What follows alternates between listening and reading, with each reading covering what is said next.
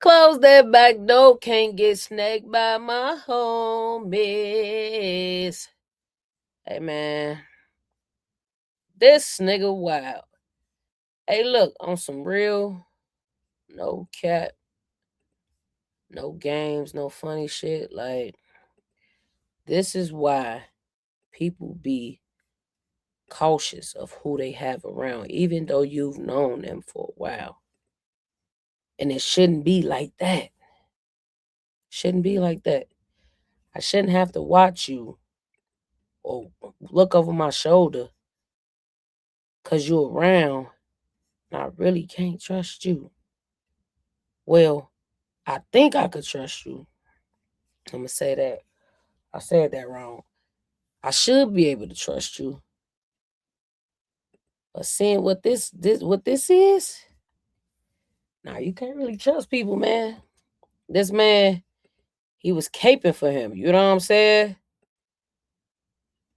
On his bumper type shit. You know what I'm saying? And to hear he was involved in his unaliving, bro. That's deep. And I was on Nipsey way before a lot of people. And I was really listening to him based on like like he was speaking real facts, giving history, just saying some real things. I fucked with the character before I fucked with the music. And the music just followed right behind that because you can understand him after listening to him rap.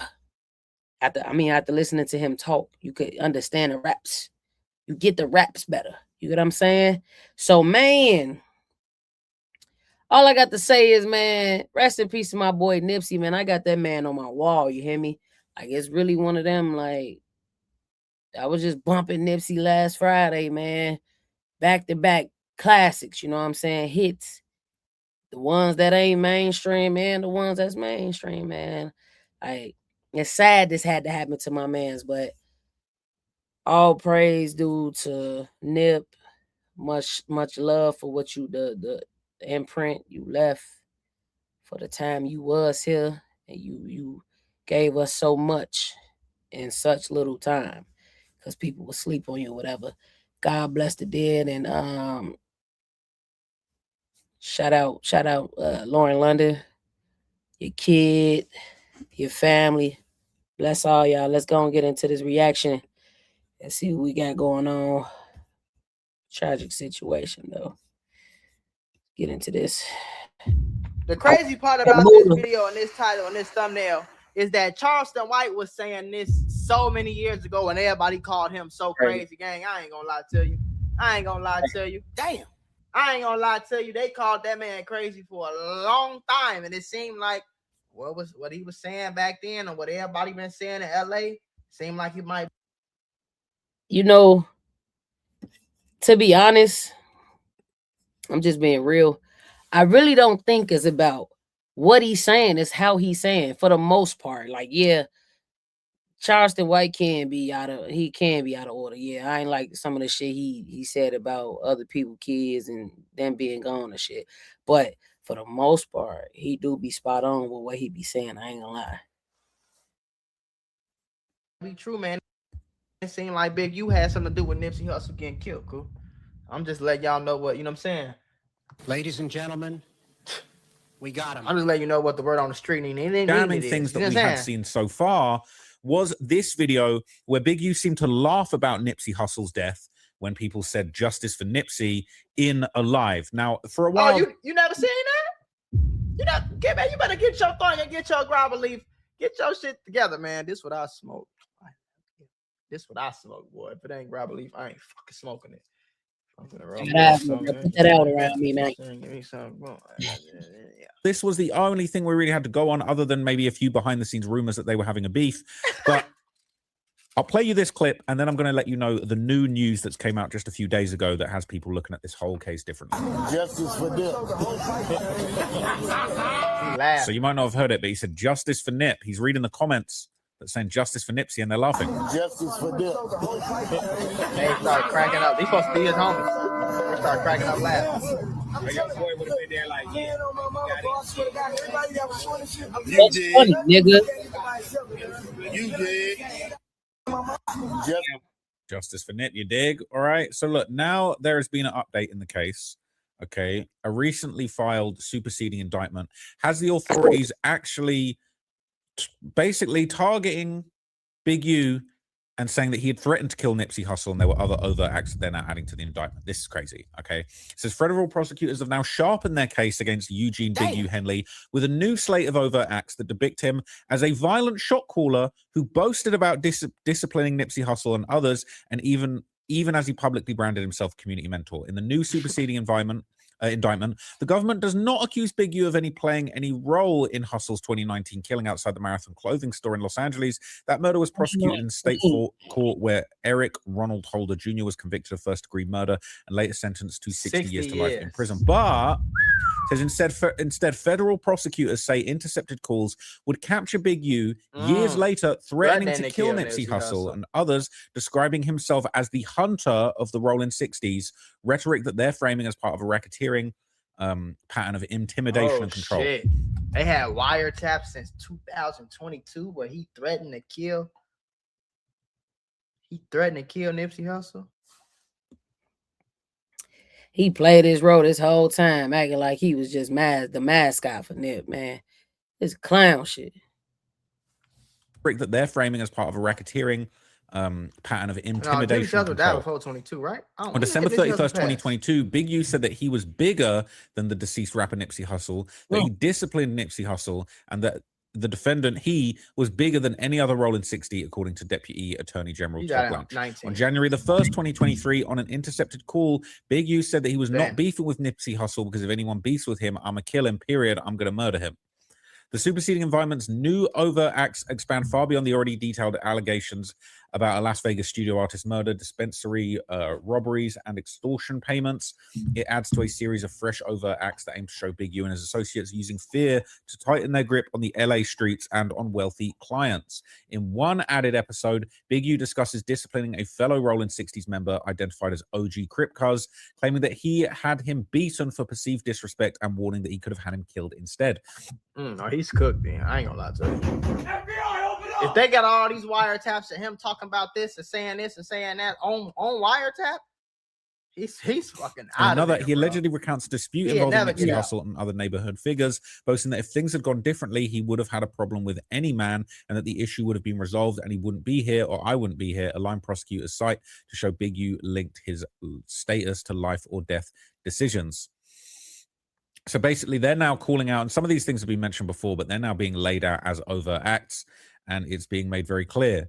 He said he was bigger than Nipsey, he disciplined Nipsey, and that he was bigger than any other Rolling 60. Now, look, that on December the 31st, 2022, after Nipsey Hussle had been killed by a Rolling 60, right? It does hit different, unfortunately. So, you know, he said that he was not beef. And bear in mind, he's saying this after Nipsey's been killed. Right. On an intercepted call, he said, I'm not beefing with Nipsey Hussle because if anyone beefs with me, I'm going to kill him, period. I'm going to murder him. Like, why are you saying this on the phone? I can see what you're saying. Says additional new overt acts describe Big U threatening to mess up a South LA business after employees refused him a discount and talking about hanging out in the rival Grape Street territory where he could kill MFs every day. Prosecutors said he bragged about having 2 blowers and guns, aka guns, and being able to pay others to carry out assaults. The Freds say this illustrates how he allegedly blended direct violence with outsourced muscle. And the superseding indictment also adds detail about contraband smuggling, accusing Big U of arranging to get a cell phone into state prison, and then selling miniature phones for $1,000 each and treating incarcerated people as another revenue source. Together, the new acts are designed to deepen the narrative that he leveraged his Rolling 60s pedigree, podcasts, and documentary appearances to project an image of reform. And the feds say that privately he was invoking executions, beating, and armed enforcement to maintain what prosecutors call the Big U Enterprises grip on Los Angeles. For now, Nipsey's death remains solely a state case. In federal court, Big U faces no homicide charges tied to the rapper. Yet. That's a big yet. That is actually very scary. So there's been some kind of new talk and some new analysis around the Big U case that I'm going to share with you in this video because we haven't covered it in a while. The YouTuber Abdul Aziz, who read the court transcripts firsthand, would explain just how incredibly profitable Big U's extortion ring really was when it was booming. Big U, Bear Claw, Imani Vey, Tiffy Hines, they all got superseding indictments yesterday. Right. On the RICO. And when I tell you this, when I got through reading that, it not only blew me away, I just sit there and ponder about for like an hour and just shook my head because I never, ever in my life seen the stupidest shit Yeah. that transpired Hey, in the transcript. What I can't understand though, for real though, on some real no cap, for real. What I can't understand is all these people be rich as hell, rich and power tripping. Y'all know, like I think Big U's son and one of his sons in the NFL. I forgot what team he played for, if I am mistaken. But after all of this, I think one of Big U kids got killed. I can't remember. Don't quote me, but I think so. Let me fact check real quick. But after all this, though, you telling me you got all this money or whatever, you still want to be out here trying to gang bang and do all this silly stuff? For what? For what? You got all this money. I mean, what you trying to be out here ego tripping for? Yeah, his son played for the Chargers. Yeah, because I can recall him because Big U's son got killed. And he dedicated a game to his brother, if I ain't mistaken. Yeah, man. Sad, bro. Sad. In my life. Never ever seen that. I never seen nobody talking so much reckless stuff up in there. It's just unbelievable. And then they give and they lay it out. They lay it all out. They give it all the breakdowns. And one thing I can say about him, whoever he was pressuring out there and getting them wires, the wires to his account, he was getting some serious bread. All right, I can give him that. He was on a bumper. He was getting some serious bread. If this is true, some extorting shit. So he's saying this extortion enterprise, it was very, very profitable. He was getting some serious bread. He was squeezing a lot of money out of people. Yeah, I heard him getting like 40,000 a month. People were so scared of the violence and the consequences of not dealing with Big U. He was racking up. He was trying to be like the Crip version of Suge Knight. And look, Suge Knight trying to be tough, got him landed in prison forever because he killed my boy. I forgot his name. Ran him over with the car. Rest in peace to him. But trying to be on that bully shit, it just catches up to you, man. Big U, man, he was crazy. A lot of money. Now, Aziz would also break down how reckless Big U was talking on these wiretaps. Man, these people is so crazy to me. I would have got that nigga ass locked up so quick, I ain't gonna lie to you. Oh, you gonna extort me? Okay, I'm so scared. I would have paid you once. Bro, you talking about people with codes. This street politics. They ain't about to rat nobody out. It's either come get it, come do what you gotta do. That's the code they, the principle they standing on. They ain't thinking about calling no police. Well, for the most of them, because I just seen that nigga just snitching on his homies. But for the most part, they stick to the principle. Call the feds, been like, listen, he's extorting me. Like, go arrest his ass. I'll snitch. Get on the stand, all that. His own rolling 60 members and the people closest to him. My business to not surprised that things unfortunately went left when things were getting so treacherous behind the scenes. This man is on the phone, brother, talking crazy. Yeah. He talked crazy about Nip. He talked crazy about me. He talked crazy about Six. He talked crazy about Wack. And ain't no telling who other he talking crazy about. And I guarantee you, bro, that he talking crazy about everybody in that section that he feel that was a threat to him. Mm-hmm. And whatever he had going on. Yeah. I guarantee you this. I ain't gonna lie, bro. Your mask so tight, nigga, I can see your whole face, folks. Like, you might as well take that motherfucker off. Guarantee you this, bro. And he talking crazy about his flunkies, the F Troop. He talking crazy about you guys, man. He calling y'all rats. It's in the paperwork. He's calling y'all rats. He calling y'all snitches. He said he's a hunter, and y'all don't want no problem with him. That he will murk you in a sense. He's telling you this. It's all on the phone. I ain't never seen nobody talk like this on the phone, bro. He was talking crazy on the phone. Not only was he kind of showing a certain degree of kind of treachery, but also he was very brazen in the way that he was having these conversations. For somebody that's the head of an alleged criminal enterprise that's so that's so many moving parts, so organized, so put together.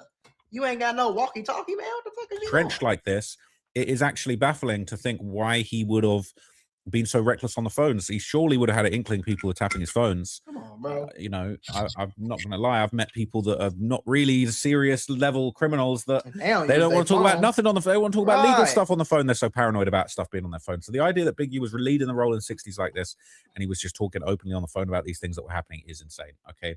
Now, the other YouTuber, okay, that talked about this briefly that was interesting, that was the guy Al Prophet. Okay, he basically would dive deep into Big U's alleged drug operation, and he would explain that apparently this was the reason, because Big U was allegedly running drugs, is that Nipsey Hussle's own tour bus kept being pulled over because of the idea that the Rolling 60s were actually running drugs in nefarious ways around their ties to the music industry. So listen to what Al had to say about this. He didn't start that way. I mean, Big U played a part in them getting started, and he would talk of big draws. He would Big U set Nipsey Hussle up for 300 kilo cartel ripoff. Constantly referencing him, big draws. What the hell? Up that, and they went out to New York, and so they were rocking, and Big U definitely had value for the early stages of his career. So they were out on a tour bus doing a promotional tour for Nipsey in the mixtape days. This is right before they broke up. The bus kept getting pulled over. He sicked the police on Nipsey. I can hit it home. They had 21 people. They think they got him. Anyway, make a long story.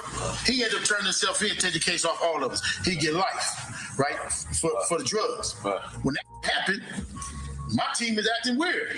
So I'm looking at Steve. I'm looking at Nip. Man, get a paperwork from Sony so they can see that we listen to all this. They acting weird. So, me, I'm still kind of like, hey, I'm hot, hot and heavy, but Loose Cannon claims Big U was given the information to get the bus pulled over, trying to get Nipsey caught with a gun. Maybe not. I don't know what the strategy of that would be. See, I ain't gonna lie, Big U, I think he used to run with Suge Knight, and a lot of the shit that they saying he did, when I hear it, it sounds like some crazy Suge Knight shit. It sounds like some crazy Suge Knight to me, folks. But what's interesting, you see how excited Big U is talking about it. And if you listen to what he said, it's that the guy he knew had a travel agency, and they were sending people on bus tours to drop off the work, to sell work, and they were getting a big bag. Right. So that's why.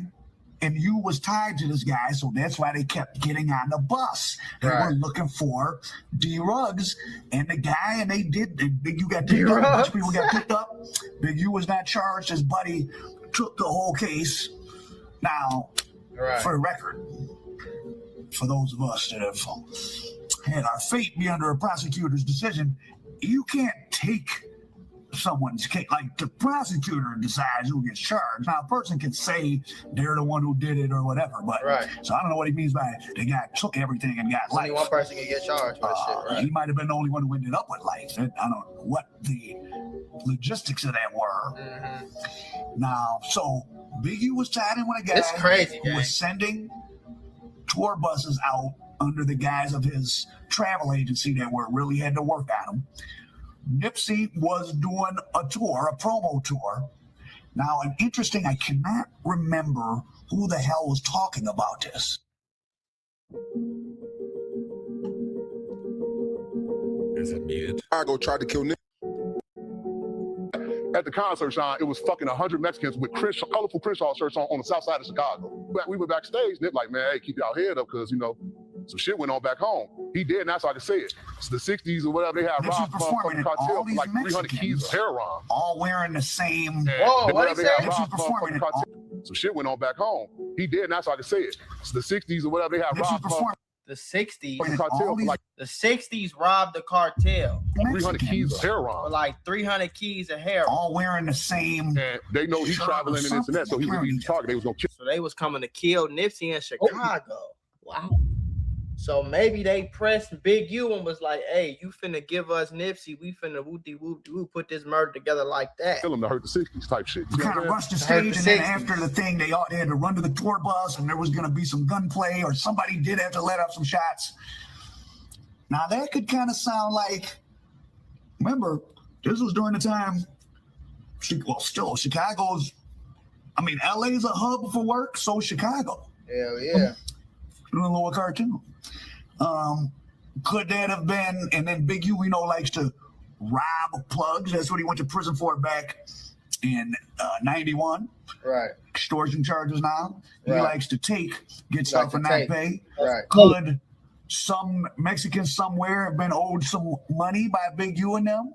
Or that guy that was sending the work out on the tour buses? So imagine you got a black guy in LA, you know that he's getting work and he's sending around the country on tour buses. Right. He doesn't pay for a load.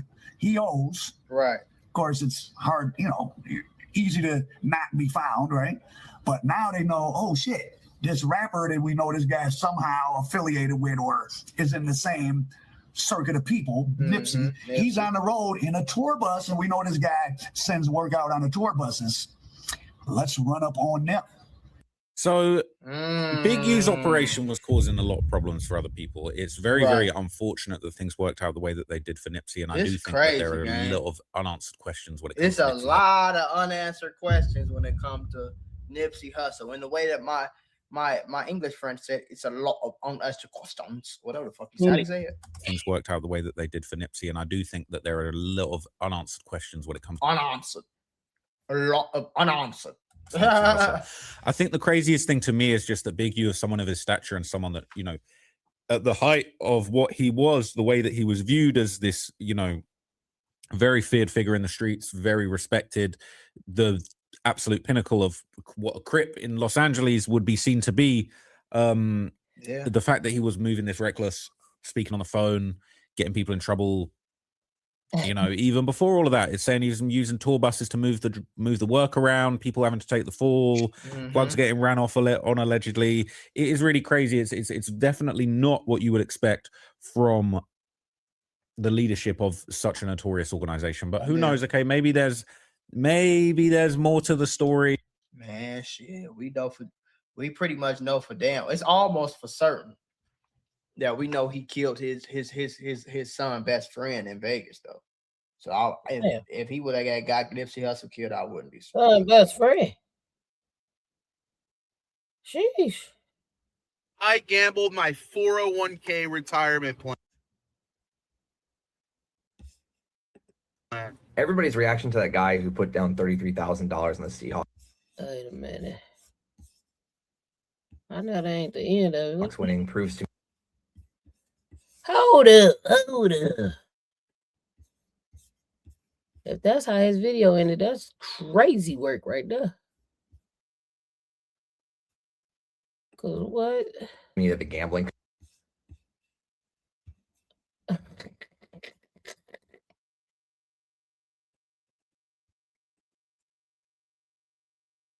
Oh, I think it did end like that, but okay, cool.